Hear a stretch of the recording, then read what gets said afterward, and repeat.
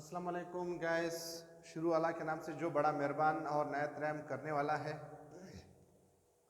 आज जो टॉपिक मैं आपके सामने लाया हूँ वो ये है कि आपकी करंट अफेयर में ये टॉपिक अक्सर आता है कि पार्लियामेंट्री सिस्टम क्या है और प्रेसिडेंशियल सिस्टम क्या है, सदारती निज़ाम क्या है और पार्लिमानी निज़ाम क्या है। और ज़्यादातर बातें करंट अफेयर के हवाले से हो रही हैं जो कि पाकिस्तान में कि क्या सदारती निज़ाम पॉसिबल है या नहीं है, या इमरान खान का जो सोच है कि वो सदारती निज़ाम ला रहा है वो कहाँ तक पॉसिबल है कहाँ तक नहीं है। तो पहले हम जाते हैं सदारती निज़ाम को देखते हैं और पार्लिमानी निज़ाम को देखते हैं कि इन दोनों का बेसिक डिफरेंस क्या है और सदारती निज़ाम और पार्लिमानी निज़ाम के दरमियान जो डिफरेंस है वो किस चीज़ के बेस पर है, किस चीज़ की बुनियाद पर है। तो वो चीज़ देखते हैं। फिर ये चीज़ देखते हैं कि सदारती निज़ाम के फ़ायदे क्या है और पार्लिमानी निज़ाम के फ़ायदे क्या है। और हम इस चीज़ में ये भी देखते हैं कि जो हमारे पास पार्लिमानी निज़ाम है वो कहाँ कहाँ पे हैं और सदारती निज़ाम कहाँ कहाँ पे हैं, और कौन से ममालिक जो हैं ज़्यादा डेवलप्ड है, सदारती निज़ाम वाले या पार्लिमानी निज़ाम वाले, ठीक है ना। और फिर ये देखते हैं कि इस्लाम या फिर जो इस्लाम की जो कवानीन है वो क्या बताते हैं कि इस्लामी निज़ाम बेहतर है या पार्लिमानी निज़ाम। तो ज़रा इस चीज़ को देखते हैं। एक है हमारे पार्लिमानी निज़ाम या जिसको हम कहते हैं प्रेसिडेंशियल सिस्टम। पहली बात तो ये है कि हमारे पास गवर्नमेंट क्या चीज़ है। हम ज़रा गवर्नमेंट को भी डिसाइड कर लें। हम कहते हैं कि गवर्नमेंट वो प्रोसेस है, वो तरीक़ाकार है जिसके ज़रिए एक पॉलिटिकल यूनिट अपनी पावर मंशूर को एक्सरसाइज करते हैं, ठीक है, और आर्डर करते हैं, एडमिनिस्टर करते हैं, लोगों को डायरेक्टली इनडायरेक्टली गवर्न करते हैं, ठीक है। ये हमारे पास गवर्नमेंट है। तो गवर्नमेंट हमारे पास दो किस्म के हैं, एक हमारे पास जो है पार्लियामेंट्री सिस्टम है और एक हमारे पास प्रेसिडेंशियल सिस्टम है। इसको हम कहते हैं पार्लिमानी निज़ाम और इसको हम कहते हैं सदारती निज़ाम, ठीक है ना, सदारती निज़ाम, ठीक है। अब हमारे पास पार्लिमानी निज़ाम क्या है और सदारती निज़ाम क्या है, ठीक है। बेसिकली पार्लिमानी निज़ाम जो होता है उसमें हम ये कहते हैं कि प्राइम मिनिस्टर जो होता है वो हेड ऑफ द पार्लियामेंट होता है और हेड ऑफ द गवर्नमेंट होता है, ठीक है ना। जबकि प्रेसिडेंशियल सिस्टम में हमारे पास क्या होता है कि president is the head of the state and the chief executive. इसका मतलब ये होता है कि तमाम के तमाम पावर प्रेसिडेंट के पास होते हैं। अब बात ये है कि ये कैसे आएगा और ये कैसे आएगा, ठीक है। इन दोनों में बेसिक डिफरेंस के कि अगर कोई बंदा प्रेसिडेंट बन रहा है या कोई बंदा प्राइम मिनिस्टर बन रहा है तो वो जब प्राइम मिनिस्टर बनता है या प्रेसिडेंट बनता है बनता कैसे है, ठीक है। इस तरीक़ाकार में क्या करते हैं, इस तरीक़ाकार में आपके पास बहुत सारे पार्टीज होते हैं, ठीक है ना, बहुत सारे पार्टीज होते हैं, मिक्स अचार पार्टी होती है समझो, ठीक है ना। मैनी पार्टीज यहाँ पे वजूद रखते हैं, ठीक है, बहुत सारे पार्टीज हैं और यहाँ पे ज़्यादा से ज़्यादा एक दो तीन पार्टीज होते हैं। अब आप ये समझेंगे कि एक दो तीन पार्टीज कैसे पॉसिबल है और यहाँ पे ज़्यादा पार्टीज कैसे पॉसिबल है। बेसिकली ये जो प्रेसिडेंट होता है ये डायरेक्ट वोटिंग करता है, ठीक है, मतलब डायरेक्ट लोगों को वोट करता है कि मुझे वोट दे दे। अभी मिसाल के तौर पर अभी पाकिस्तान में प्रेसिडेंशियल सिस्टम है, ठीक है, पार्लिमानी सिस्टम वो सिस्टम है, अभी पाकिस्तान में अभी पार्लिमानी है। सपोज करते हैं हम कहते हैं कि प्रेसिडेंशियल सिस्टम है, यहाँ पे एक पार्टी या दो पार्टी जो मेजॉरिटी जिसकी वोट ज़्यादा है। अभी मिसाल के तौर पर एक बंदा खड़ा होता है कि मैं प्रेसिडेंट के लिए खड़ा हूँ, ठीक है ना, इमरान खान कहता है, उसके पास वोट ज़्यादा है, ठीक है ना। अभी मिसाल के तौर पर आसिफ अली जरदारी खड़ा हो जाएगा, मियां मोहम्मद नवाज शरीफ खड़ा हो जाएगा, ठीक है। अब अगर हम देखें जमीयतुल उलमा इस्लाम मौलाना फजल रहमान खड़ा हो भी जाएगा तो उसको पता है कि मुझे इतने वोट नहीं मिलते हैं कि मैं सदर बन जाऊँ, ठीक है, डायरेक्ट लोगों से वोट लेते हैं, ठीक है। मिसाल के तौर पर या फिर हमारे पास जो है कोई और पार्टी जिसको कौमी मुत्तहिदा कौमी मूवमेंट कहते हैं, उसका बंदा खड़ा हो जाए कि भाई मैं वोट लेता हूँ, ठीक है ना, प्रेसिडेंट के लिए। उसको पता है कि यार मैं इतने ज़्यादा वोट नहीं ले सकता कि मैं सदर बन जाऊँ, लिहाजा वो क्या कर देता है, वो मियां मोहम्मद नवाज शरीफ के फेवर में खड़ा हो अपना वोट छोड़ देता है, या इमरान खान के फेवर में अपना वोट छोड़ देता है, या फिर जो आसिफ अली जरदारी के फेवर में अपने वोट छोड़ देते हैं, ठीक है ना। तो उसके वोट उसके फेवर में छोड़ देते हैं कि यार मैं तो नहीं ले सकता हूँ, लिहाजा मेरे वोटर्स आपको वोट देंगे। तो इसका मतलब है जाते जाते हमारे पास 2 या 3 या ज़्यादा से ज़्यादा 3 हमारे पास जो है लीडर्स आ जाते हैं जो प्रेसिडेंट के लिए खड़े हो जाते हैं। उनमें से जो बंदा सबसे ज़्यादा वोट लेता है वो बंदा क्या करता है, वो बंदा प्रेसिडेंट बन जाता है, ठीक है ना। अभी मिसाल के तौर पर प्राइम मिनिस्टर इमरान खान है, इसने ज़्यादा वोट लिए तो ये सदर पाकिस्तान, ठीक है, ये सदर पाकिस्तान बन जाएगा। अब ये बंदा जब सदर पाकिस्तान बनेगा ये क्या करेगा, ये अपने साथ सारे मिनिस्टर्स भी अपने लाएंगे, अपने काम के लिए जितने भी अब उनकी ज़रूरत होती है, जो काबिल बंदे होते हैं वो कोई भी उठा सकता है, डॉक्टर भी उठा सकता है, ओवरसीज से भी कोई बंदा उठा सकता है, किसी प्रोफेसर को भी उठा सकता है, अपने साथ अपनी टीम में शामिल करने के लिए। इस तरह वो सारे पॉलिटिकल जो यूनिट्स जैसे बनते हैं उस तरह बना लेते हैं, अपनी मर्जी के लोगों को इकट्ठा करके, काबिल लोगों को इकट्ठा करके उसको मुख्तलिफ उहदे दे देते हैं। मतलब अगर आपकी फॉरेन मिनिस्ट्री के लिए कोई अच्छा सा बंदा चाहिए, आपकी जो है बैंक के लिए या किसी अच्छे मतलब बैंक की उसके सुपरविजन के लिए एक अच्छा सा आपको बंदा चाहिए, आप किसी और जगह से उठा सकते हैं, उधर बिठा सकते हैं, ठीक है ना। या एस्टेब्लिशमेंट से आपको अच्छा सा बंदा जो काबिल बंदा उसको उठा सकते हैं, उसको बिठा सकते हैं ताकि निज़ाम की बेहतरी हो, ठीक है ना। ये है प्रेसिडेंशियल सिस्टम। इसमें क्या होता है कि प्रेसिडेंट जो होता है वो अलग जो है इलेक्ट होता है, और जो लेजिस्लेटर होता है जो कानून बनाते हैं वो अलग इलेक्ट होते हैं, ठीक है ना। ये दोनों अलग यूनिट्स बन जाते हैं। इनका काम एग्जीक्यूटिव से बिल्कुल डिफरेंट होता है, ठीक है। ये एग्जीक्यूटिव के साथ इनका कोई ताल्लुक नहीं होता है। अब जो हमारे पास लेजिस्लेचर होते हैं वो डिफरेंटली इलेक्ट होते हैं, जो कानून बनाते हैं, ठीक है ना। ये क्या कर देते हैं, ये बाद में अगर प्राइम प्रेसिडेंट जो है थोड़ी सी कोई गलती करता है तो उसके इम्पीचमेंट के लिए बैठा होता है, ठीक है ना, कि अगर प्रेसिडेंट कोई गलत काम करे तो उसकी इम्पीचमेंट यही लोग करते हैं। इसके अलावा प्रेसिडेंशियल सिस्टम में प्रेसिडेंट को कोई नहीं हटा सकता है, ठीक है ना। अब हमारे पास पार्लिमानी निज़ाम में क्या है कि पार्लिमानी निज़ाम में हमारे पास बहुत सारे पार्टीज होते हैं। एक पार्टी 5 ये पार्टीज क्या करते हैं, वोटिंग करते हैं, ठीक है, प्राइम मिनिस्टर के बेस पर जब हम बनाते हैं इनको, ये क्या कर देते हैं, ये वोटिंग करते हैं, हर पार्टी अपनी वोटिंग करती है एमपीएस और एमएनएस की सीट्स पर। फिर ये जाके किसी की 10 सीटें हो जाती है, किसी की 5 हो जाती है, किसी की 20 हो जाती है, किसी की 100 हो जाते हैं। जब ये कंबाइन हो जाते हैं तो फिर ये क्या कर देती है, अपने प्राइम मिनिस्टर को इलेक्ट करते हैं।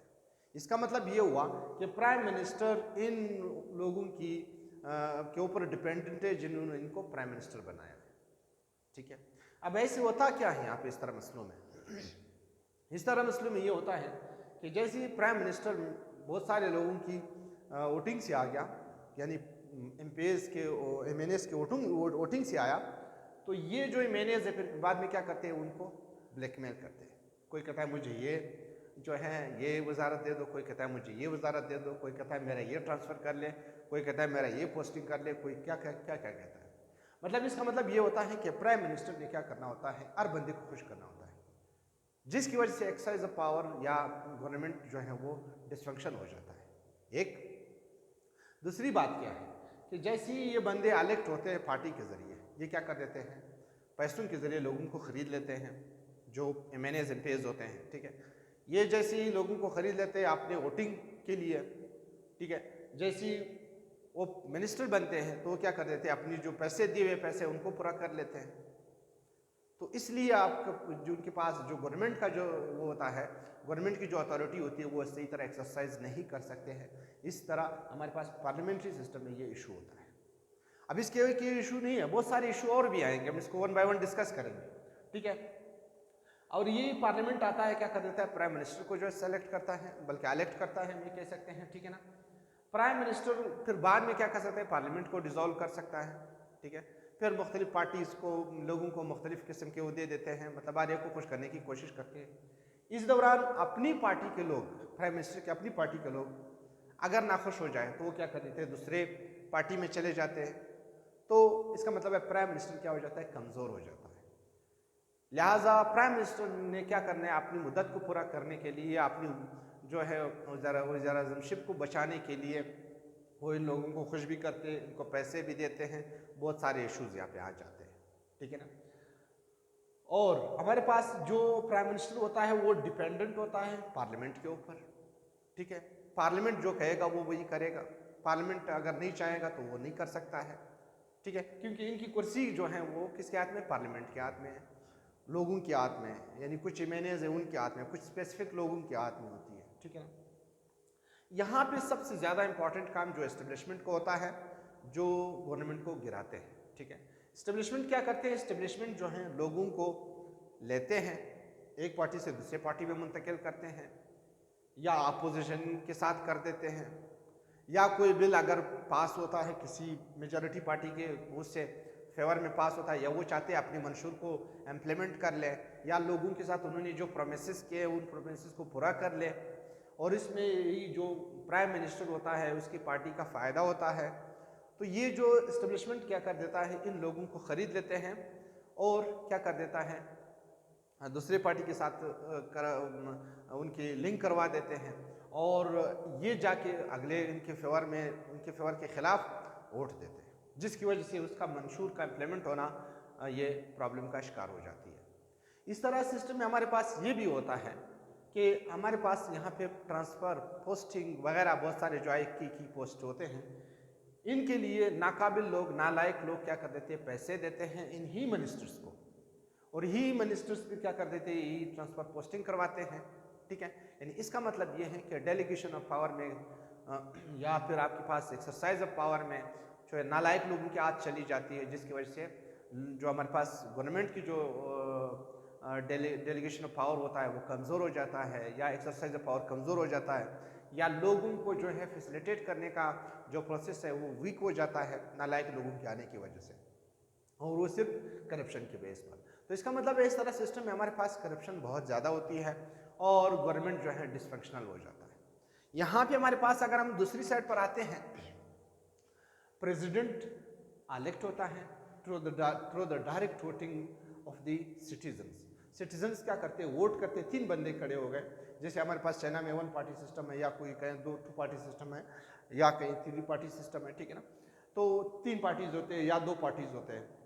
उसमें एक ये होता है कि आपके जो सिटीजन्स आते हैं वो डायरेक्ट वोटिंग करते हैं लोगों को, जिसने ज़्यादा वोट लिए वो प्रेसिडेंट हो गया, ठीक है ना। जैसे अमेरिका में है, रशिया में है, चाइना में 1 पार्टी सिस्टम है, ठीक है। ज़्यादातर लैटिन अमेरिकन कंट्रीज़ में यही प्रेसिडेंशियल सिस्टम है, ठीक है। और ऑलमोस्ट दुनिया के 70% जो गवर्नमेंट्स हैं वो सारे आपके प्रेसिडेंशियल सिस्टम है, और या सेमी प्रेसिडेंशियल है या हाइब्रिड सिस्टम है, मतलब पार्लियामेंट्री सिस्टम जो है बहुत कम है। President is elected by the citizens, president elect होता है सिटीजन्स।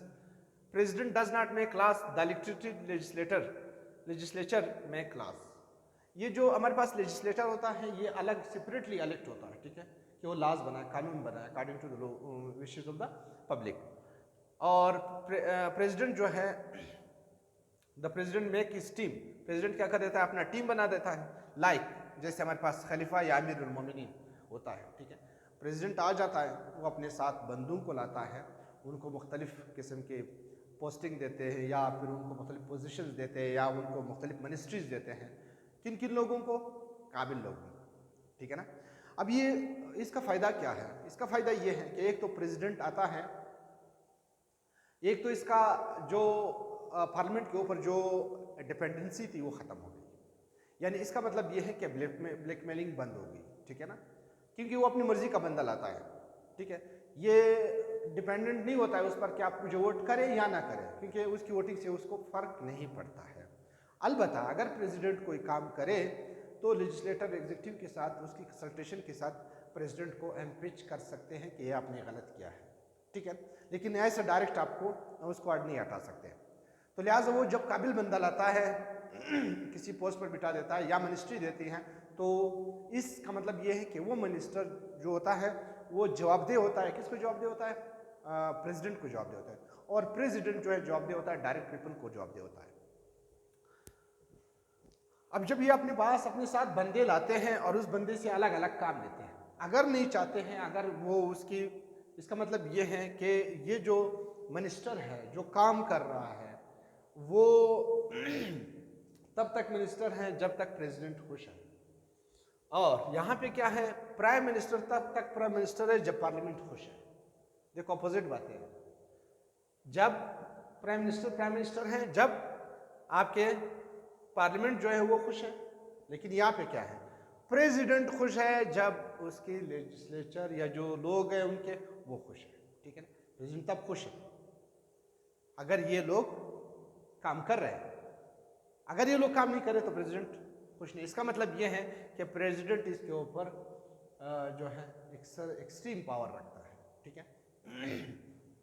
जब ये अपने टीम लाता है तो यहाँ पे एक और फ़ायदा ये होती है कि ये जो हॉर्स ट्रेडिंग का या फिर जो है मतलब कि ब्लैकमेलिंग का वगैरह का जो कॉन्सेप्ट है यहाँ से ख़त्म हो जाता है, यानी ब्लैकमेलिंग नहीं कर सकते। अभी यहाँ पे ये होता है कि अगर उसको प्रॉपर मिनिस्ट्री नहीं मिलती है तो ब्लैकमेलिंग स्टार्ट करता है, दूसरे पार्टी में चला जाता है या कुछ और करता है, शुरू कर लेता है, ठीक है। यहाँ पे ऐसा नहीं, आता है उसको बिठा देता है, उसको काम दिया जाता है, काम पूरा हुआ उससे तो ठीक है, नहीं तो किसी और को ला सकता है, ठीक है। ये इसकी पावर है।